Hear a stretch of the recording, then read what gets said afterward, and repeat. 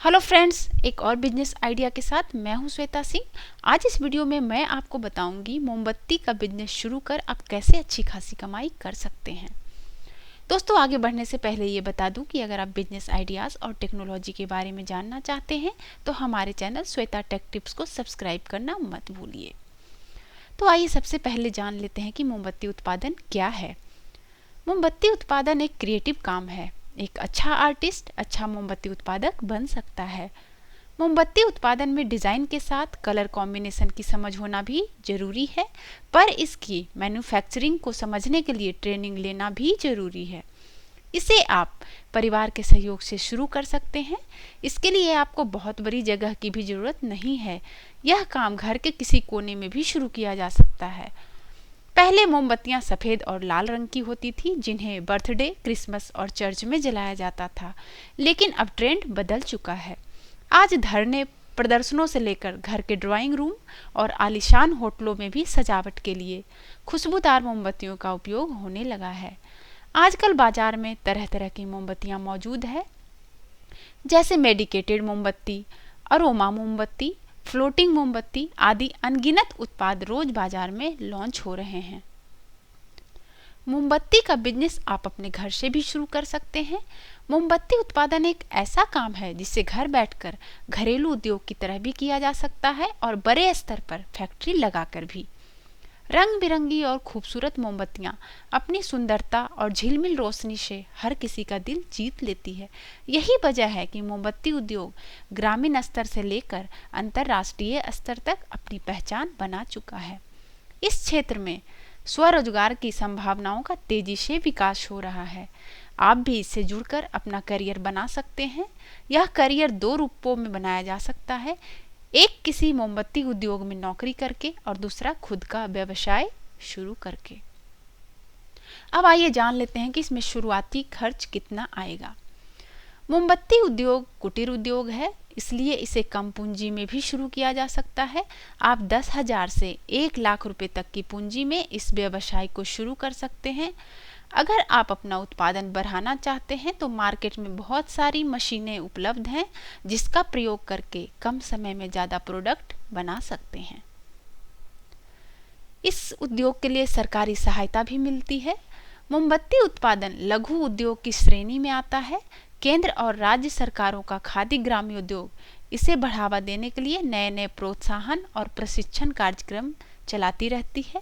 एक सर्वे के अनुसार भारत में मोमबत्ती का बाजार लगभग 8% की दर से बढ़ रहा है। नए उद्यमियों को सरकार हर तरह की सहायता देती है। महिलाओं, अनुसूचित जाति या अनुसूचित जनजाति वर्ग से जुड़े लोगों को ऋण में 30% तक छूट भी मिलती है। अब आइए जान लेते हैं कि मोमबत्ती बनाने के लिए रॉ मटेरियल क्या क्या चाहिए। सामग्री में चाहिए मोम, वैक्स, मोमबत्ती के धागे, मोमबत्ती रखने के लिए पॉट, ईथर के तेल, रंग और खाने वाला तेल। उपकरण में क्या चाहिए?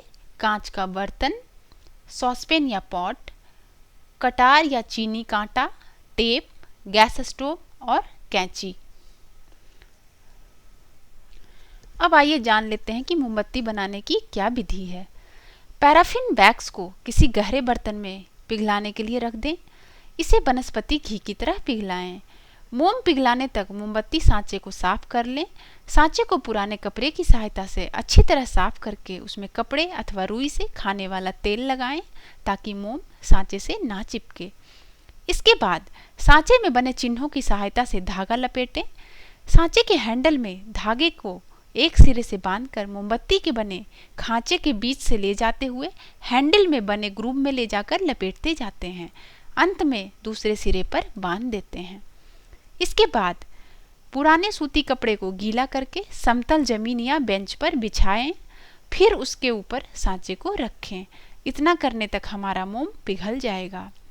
आप कुकिंग या क्राफ्ट स्टोर में से कैंडी या मोमबत्ती थर्मामीटर खरीद सकते हैं। यदि आपके पास कैंडी थर्मामीटर नहीं है तो आप मोमबत्ती थर्मामीटर का भी प्रयोग कर सकते हैं। बस इतना याद रखिए कि मोम को छुड़ा पाना कठिन होता है। पैराफिन मोम को 122 से 140 डिग्री फ़ारेनहाइट यानी 50 से 60 डिग्री सेंटीग्रेड तक गर्म कर पिघलाना चाहिए। अब पिघले हुए मोम को चम्मच या कटोरी की सहायता से सांचे में डालें। जो मोम नीचे बह जाता है उसे सूती कपड़े से पुनः प्रयोग हेतु इकट्ठा कर लें। सांचे को पानी से भरी बाल्टी में ठंडा होने के लिए रख दें। मोम को सांचे में जमने के लिए कम से कम 10 से 15 मिनट तक पानी में रखें। यदि पहली बार मोम डालने पर सांचे में मोम की मात्रा कुछ कम रह गई हो तो पुनः पिघला हुआ मोम सांचे में डालकर ऊपर तक भर लें तथा जमने के लिए फिर से पानी में रख दें। अब सांचे को जिसमें मोमबत्ती जम चुकी है पानी से निकालकर सांचे के दो तरफ के धागे बीच से ब्लेड या कैंची से काटें। सांचे के ऊपर की तरफ जमे हुए मोम को बीचों बीच चाकू से काटकर सांचे के दोनों भागों को क्लैंप खोलकर अलग करें। बनी हुई मोमबत्तियों को सांचे से बाहर निकालकर दूसरे सिरों को ब्लेड से काटकर प्लेन कर लें तथा आवश्यकता अनुसार पैकिंग करें। अब आइए जान लेते हैं कुछ सावधानियां हैं जो हमें बरतनी चाहिए। मोम को पिघलाने से आग लगने का खतरा हो सकता है। पिघलते हुए मोम को कभी भी अरक्षित मत छोड़िए। जब पिघले हुए मोम का प्रयोग कर रहे हों तब अतिरिक्त सावधानी बरतिए।